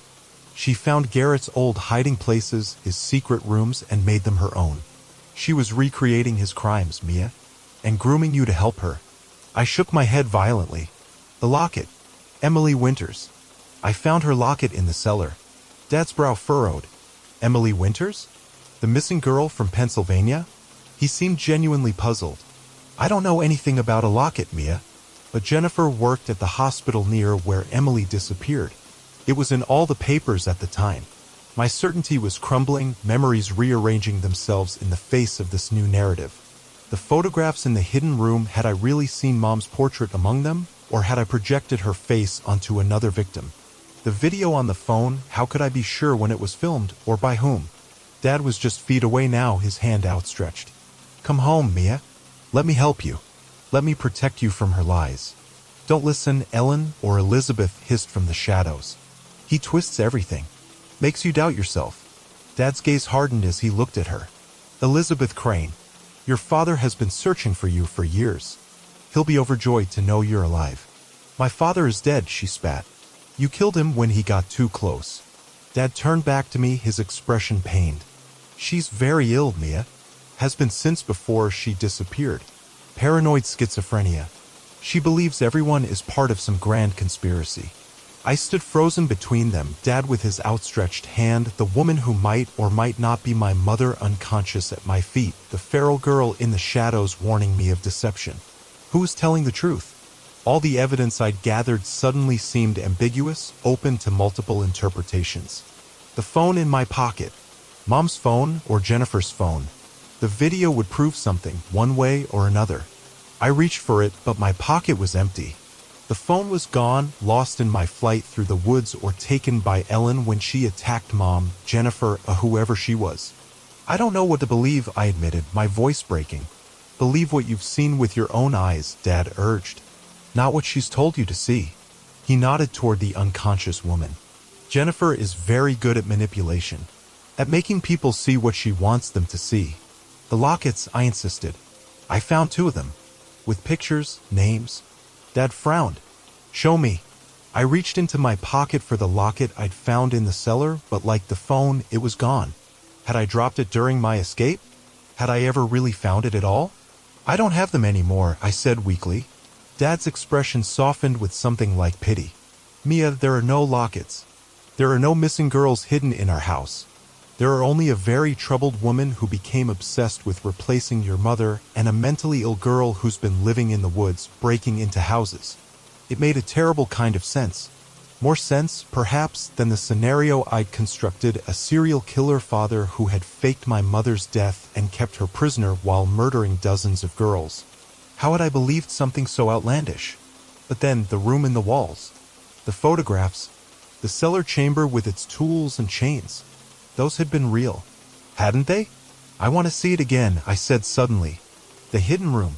With the photographs. If Jennifer created it, it should still be there. Dad hesitated, then nodded. Of course. Whatever you need to see to understand what's happening. He extended his hand again. Let's go home. We'll call an ambulance for Jennifer and the police for Elizabeth. Then I'll show you whatever you want to see. I reached for his hand, relief washing over me. Dad would make things clear, would help me separate delusion from reality. A bone-chilling scream split the night, the woman on the ground, suddenly awake, her eyes wild as they fixed on Dad. "Mia, run," she shrieked. "Don't believe him. He's lying." Dad moved with startling speed, dropping to his knees beside her and pressing her shoulders to the ground. "It's okay, Jennifer," he said soothingly. "Help is coming. You don't need to be afraid anymore." "I'm not Jennifer," she screamed, struggling against his hold. "Mia, look at me. I'm your mother. Remember the video I left you? The journal? He's trying to confuse you, to make you doubt what you know is true." I stood frozen, unable to move toward either of them. Dad looked up at me, his expression grim. "She's having an episode. This is why I didn't tell you the truth before. I wanted to protect you from this ugliness."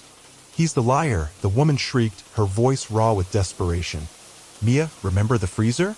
The trapdoor underneath? How would I know about that if I hadn't been there?" Dad's expression didn't change, but his hands tightened on her shoulders. "You found the old smuggler's tunnels, Jennifer. The real estate agent mentioned them when we bought the house. Anyone could have known about them." My mind raced, trying to separate truth from lies. The woman, Mom or Jennifer, knew about the tunnels. But Dad was right, that didn't prove anything. Local knowledge, research into the house's history, exploration while I was at school, there were explanations that didn't involve her being my resurrected mother. From the shadows at the edge of the clearing, Ellen, or Elizabeth, watched the scene with wary eyes, like a cornered animal calculating escape routes. "If you're my mother," I said slowly, addressing the woman on the ground, "tell me something only she would know. Something private between us." Her eyes locked with mine, filled with a desperate intensity. "The night before I went into the hospital for the last time," she said, her voice steadier now, "you crawled into bed with me like you used to when you were little. You thought I was asleep, but I wasn't. You whispered that you weren't ready to be alone, that you wished you could trade places with me. And I whispered back that I would never leave you, not really. That I would find a way back to you, no matter what." My breath caught in my throat. I remembered that night with perfect clarity, the weight of grief already settling over us both, the smell of Mom's lavender lotion, the softness of her nightgown against my cheek. I had never told anyone about those whispered words. Dad's expression darkened. "Your mother's medical records were accessible to hospital staff, Mia. Jennifer was her nurse. She could have been in the room, overheard private conversations." "No one was there," I said quietly. "It was the middle of the night. Just Mom and me." "Or she's manipulated your memories," Dad countered. "Created a false recollection that seems to confirm her story. It's a common tactic with delusional patients who fixate on someone." Doubt crept back in. Was that possible? Could someone implant a memory so vivid, so emotionally resonant? "The photographs," I insisted. "The hidden room. The collection. I'll show you," Dad promised. "Come home with me and I'll show you what Jennifer created in our walls. How she's been living there, watching us, planning to take your mother's place completely." The woman beneath him thrashed with sudden violence. "Mia, no. If you go back to that house with him, you'll never leave again. Look at his eyes, can't you see what he is?" I looked at Dad, really looked at him. The familiar face I'd known all my life, the lines around his eyes from laughing, the small scar on his chin from a childhood bicycle accident, the flecks of gold in his brown irises. But there was something else there too, something cold and calculating that I'd never noticed before. Or had I simply never wanted to see it?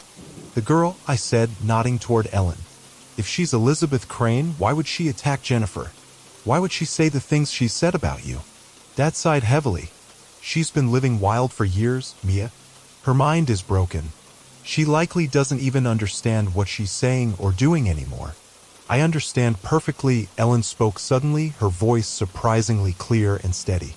"I understand that he kept me in that house for 3 years before I escaped. I understand that he's killed at least 12 girls that I know of. And I understand that if you believe him now, you'll be next." Dad's jaw tightened. "Elizabeth needs help, professional help. My name," she cut in coldly, "is not Elizabeth. It's Ellen Garrett. Harold Garrett was my father. This man killed him and took his place, took over his house, his workshop, his collection." I stared at her. "Harold Garrett died years ago." "No," Ellen shook her head. "The real Harold Garrett was killed by this man. Your father. He's worn many names over the years. Before he was Robert Holloway, he was David Caldwell. Before that, Harold Garrett. He takes their identities after he kills them. Dad, if he was my dad, laughed, but the sound held no humor. Now you see how disturbed she is. These are the ravings of a very sick mind. Then who am I? I demanded. If you've been changing identities, then who am I really? His expression softened. You're my daughter, Mia. Always. The only constant in all of this. Don't listen, the woman on the ground pleaded. He takes children too. Raises them as his own. Grooms them to help him, to become like him. Enough. Dad's voice rose to a shout. His hand moved to the woman's throat, pressing down. I've tried to be patient, to help Mia understand gently, but you won't stop poisoning her mind with your lies. I lunged forward, grabbing his arm. Stop. You're hurting her. His head snapped toward me, and in that instant, I saw something in his eyes I'd never seen before, a cold, predatory rage that transformed his familiar features into those of a stranger. His hand released the woman's throat and instead clamped around my wrist, yanking me down to my knees. I had such hopes for you, Mia, he said, his voice soft with disappointment. I thought you were ready to understand, to accept your legacy. But you're too much like her. He nodded toward the woman gasping for breath on the ground. Too soft. Too sentimental. You or him, I whispered, the terrible truth finally crystallizing. Everything she said, it's all true. Not everything, he admitted with a small shrug. Your mother really did die of cancer. That part wasn't a lie. But the rest, well, there's no point in denying it now, is there? His grip on my wrist tightened painfully. I had planned to bring you into my world gradually. To teach you to appreciate beauty the way I do. But Jennifer here complicated things with her childish obsession with your mother, her need to play savior. The woman, Jennifer, was struggling to sit up, her hand reaching toward me. Run, Mia, she croaked through her bruised throat. Dad, the man I had called Dad all my life, pulled me closer, his other hand bringing the knife to rest against my cheek. No one is running anywhere.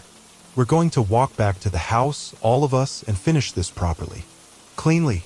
Ellen had melted further into the shadows during this exchange, but now she stepped forward, the moonlight illuminating her gaunt face.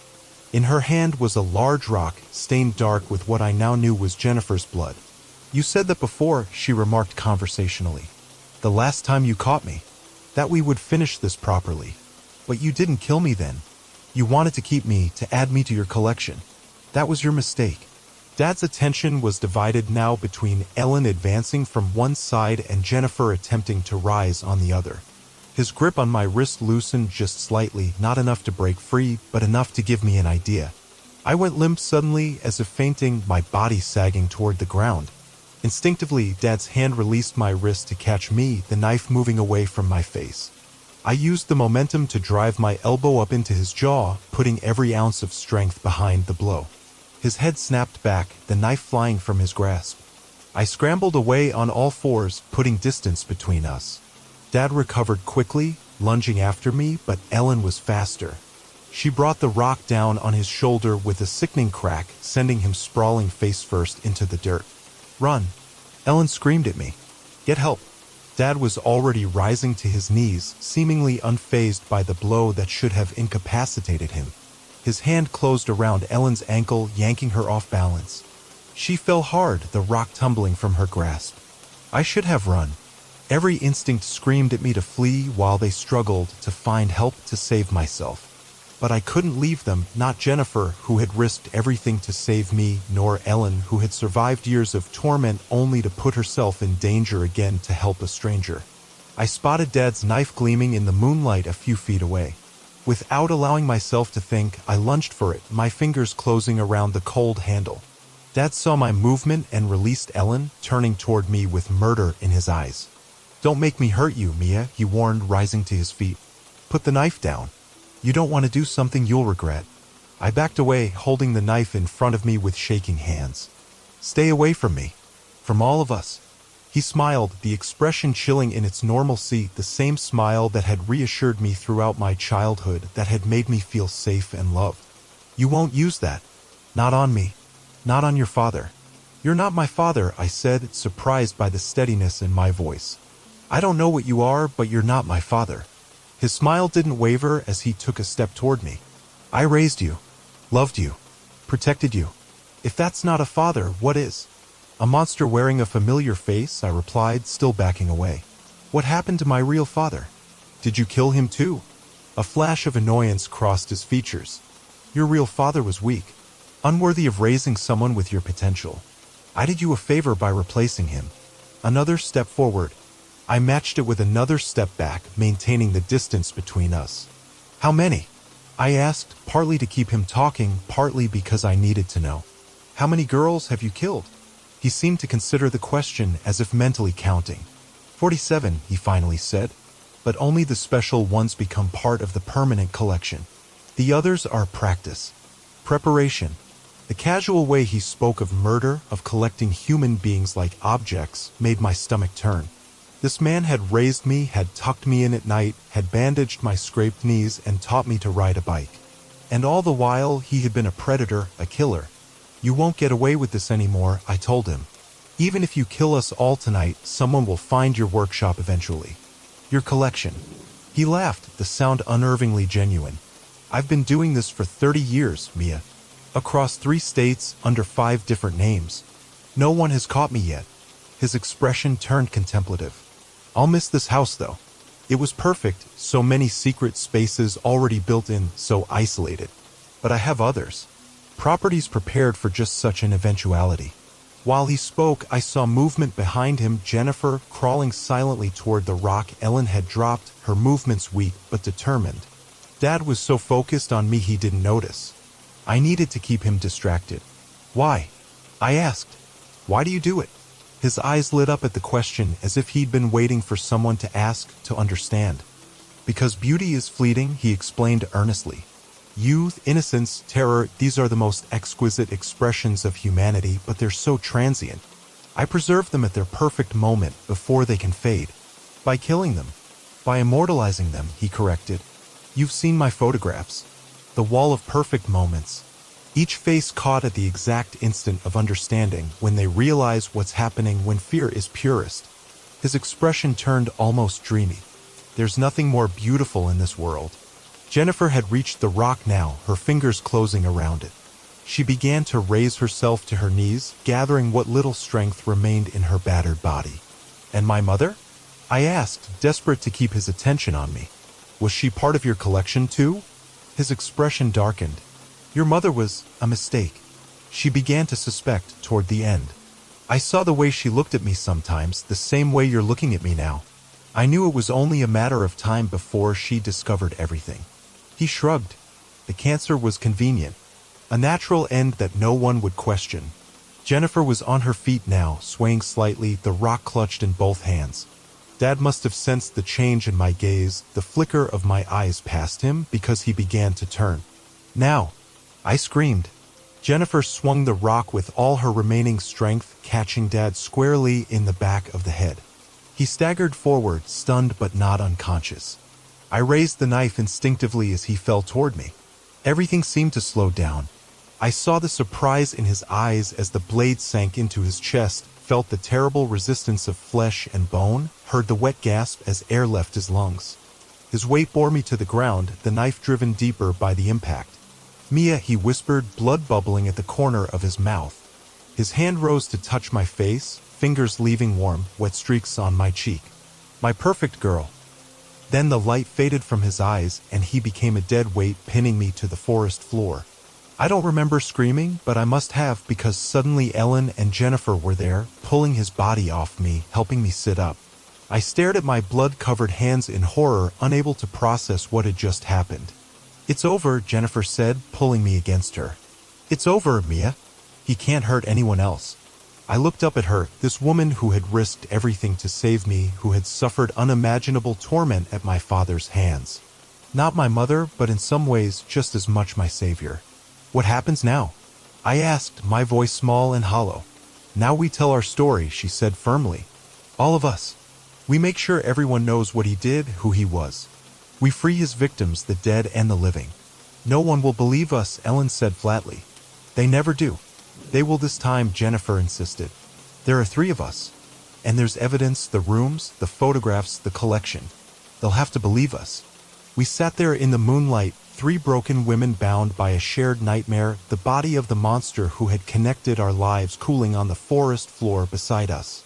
None of us moved to leave, to seek help, to begin the process of explaining what had happened. Not yet. For this brief moment, we simply existed in the aftermath, in the strange, hollow peace that follows survival. Dawn was breaking by the time we made our way out of the woods. Jennifer leaning heavily on my shoulder, Ellen scouting ahead, her movements still those of a hunted animal despite our assurances that she was safe now. We left my father's body where it had fallen. The authorities would find it soon enough. The farmhouse looked different in the pale morning light, smaller, older, its secrets exposed by daylight. We didn't go inside. Instead, we continued down the gravel driveway to the main road where, by some miracle, a passing motorist stopped to help three bloodied, wild-looking women emerging from the woods at daybreak. What followed was a blur of police statements, hospital examinations, and endless questions. The authorities found everything exactly as we had described: the hidden rooms in the walls, the photographs of victims, the torture chamber in the cellar. They found the freezer chest in the secret room, and beneath it, the tunnel that had saved our lives. In the cellar's hidden chamber, they discovered something we hadn't seen: a locked door leading to a cold storage room. Inside were the preserved bodies of 12 young women, each carefully posed, their faces frozen in expressions of terror. Emily Winters was among them, as was Rachel Caldwell, exactly as Ellen had said. The investigation expanded as authorities pieced together my father's trail across decades and state lines. Other properties were found, other workshops, other collections. The final count of confirmed victims reached 63, including several men whose identities he had stolen, including my real father. His name was Thomas Holloway, a struggling artist who had disappeared 15 years ago while on a camping trip. Police found his remains buried beneath the foundation of a cabin 2 states away. DNA testing confirmed what I had already begun to suspect. I was not biologically related to the monster who had raised me. I had been taken from my real parents when I was just over a year old after the man I knew as Dad had murdered them both. My birth certificate listed my name as Sophia Holloway. I had been reported missing, presumed dead, for almost my entire life. The media frenzy was immediate and overwhelming. Journalists camped outside the hospital where the three of us were being treated, hungry for details of our ordeal, for the gruesome particulars of the crimes. They called it the House of Whispers case, a name that made me shudder every time I heard it. They called me the killer's daughter, then the kidnapped survivor, as if these labels could somehow contain or explain what had happened to me.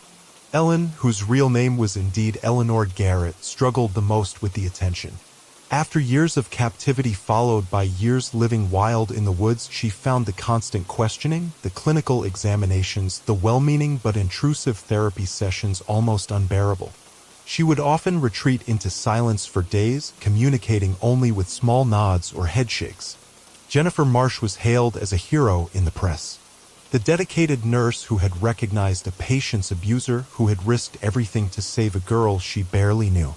Only I knew the complexities beneath that narrative, her obsession with my mother that had led her to impersonate her, the genuine love and protection she had offered me mixed with her own need to assume my mother's identity. The authorities viewed her deception as part of an elaborate plan to rescue me, but I understood it had begun as something else entirely, something more complicated and human. The three of us formed an unlikely family in the aftermath. None of us had anywhere else to go, no one else who could possibly understand what we had experienced. We moved far away from Stillwater Road to a small town on the opposite coast where the name Holloway meant nothing, where we could walk down the street without being recognized. Ellen slowly emerged from her shell under Jennifer's patient care. She would never be completely normal, too much had been taken from her too early in life, but she found ways to connect with the world again. She began keeping birds, first a pair of canaries, then finches, then a rescued crow with a broken wing that reminded me with a pang of the imaginary talking crow I had conjured in my delusion, the one who had guided me to the wall in my bedroom. Jennifer legally changed her name, not to Catherine Holloway as she had once planned, but to something new, a fresh identity untainted by the past. She found work at a small medical clinic where her nurturing instincts could be channeled in healthy directions. She stopped dyeing her hair to match my mother's, stopped mimicking her mannerisms. She became herself, whoever that was. As for me, I kept the name Mia, though I changed my last name to my birth mother's maiden name. I couldn't bring myself to be Sophia, a person I had never known, nor could I remain a Holloway, tainted as that name now was. I was something in between, shaped by lies but fighting for truth, raised by a monster but determined not to become one. The nightmares came almost nightly at first, dreams of being trapped in the walls, of my father's face transforming as he leaned over me with a knife, of voices whispering terrible secrets I couldn't quite hear. They haven't stopped completely, even now, 5 years later, but they've faded in intensity, in frequency. Sometimes I still wake up convinced I hear whispers coming through the walls of my bedroom. On the worst nights, I find myself pressing my ear against the plaster, straining to make out words in the soft hissing of the heating ducts, the gentle settling of the house around me. There's never anyone there, of course.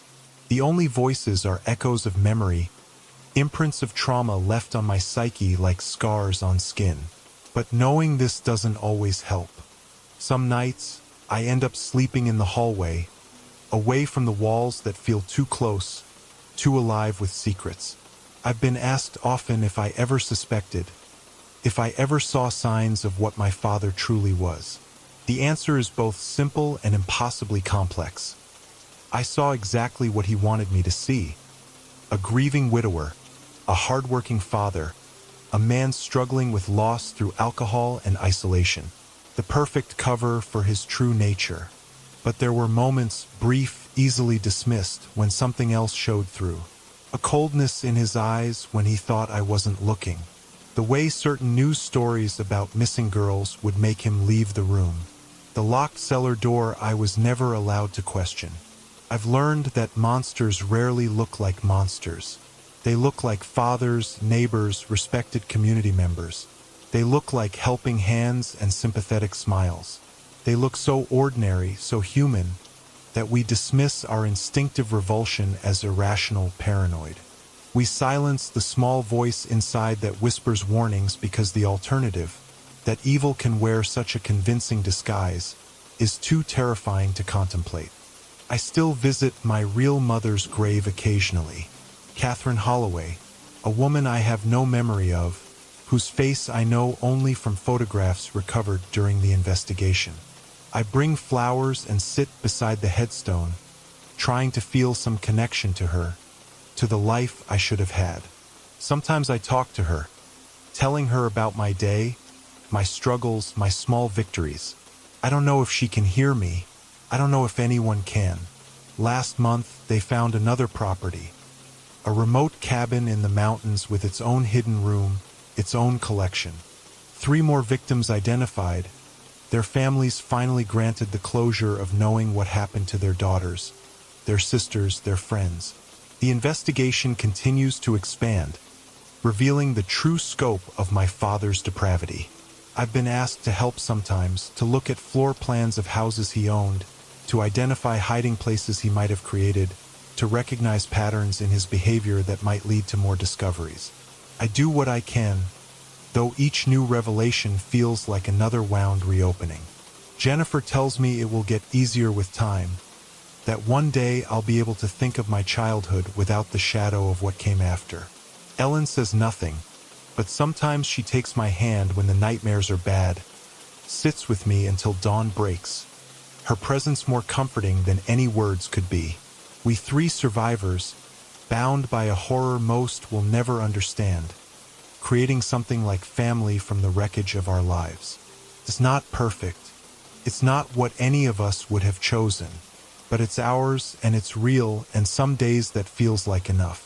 Sometimes, in the quiet moments between sleep and waking, I think I hear my mother's voice. My real mother, not the woman my father killed, not Jennifer in her desperate impersonation. A soft whisper that might be memory or imagination or something else entirely. "You're safe now," the voice says. "You're free." And for brief, precious moments, I almost believe it. But then I remember the other whispers, the ones that came through the walls, the ones that led me to the truth. I remember that I created Ellen's voice before I knew she existed, conjured a friend to guide me when I needed one most. I remember how easy it was to blur the line between reality and delusion, how the mind protects itself by creating what it needs. And I wonder, are there other whispers I should be listening for? Other warnings buried in the static of everyday life? Other monsters wearing familiar faces, hiding in plain sight? So I keep my ears open. I listen to the spaces between words, the silences that follow questions, the hesitations before answers. I watch for the moments when masks slip, when true natures flash through carefully constructed facades. Because the most important lesson I learned in the House of Whispers was this: the most dangerous predators are the ones you invite into your home, the ones you trust completely, the ones whose monstrosity is hidden behind love so convincing that even their victims will defend them. The walls of that house on Stillwater Road held terrible secrets, but they also spoke truths, if you knew how to listen. I'm still listening, still learning to separate the whispers that warn from the whispers that deceive. And on the darkest nights, when the past presses close and my father's voice echoes in my memory, I remind myself of one undeniable truth. I escaped. I survived. I am not what he tried to make me. Sometimes that has to be enough. The new owners of the house on Stillwater Road had it demolished after the investigation concluded. Nothing remains now but a vacant lot, slowly being reclaimed by the surrounding forest. The foundations were removed, the cellar filled in, the ground salted as if to purify the earth itself of what had transpired there. But locals say you can still hear whispers if you stand on that empty plot at dusk. Soft, urgent voices carried on the evening breeze. They say the woods behind the property are haunted by a wild-haired girl who appears and vanishes among the trees, watching trespassers with wary eyes. Just stories, of course. The kind people tell around campfires, the kind that grow and change with each retelling until fact and fiction become indistinguishable. But sometimes stories contain truths that facts alone cannot convey. Sometimes the only way to understand the darkest aspects of human nature is through narrative, through experiencing another's nightmare from the safety of distance. So if you find yourself on Stillwater Road, if you pass that empty lot where the house once stood, listen carefully. Not for ghosts or spirits or supernatural entities. There are no such things in this world. Listen instead for the whispers of warning that come not from beyond the grave, but from within yourself, that quiet, instinctive voice that recognizes danger before your conscious mind can process it. The voice we so often ignore at our peril. It might just save your life one day, as it saved mine.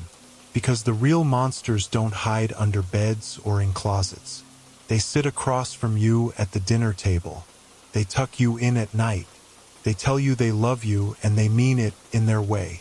And their whispers are the most dangerous of all.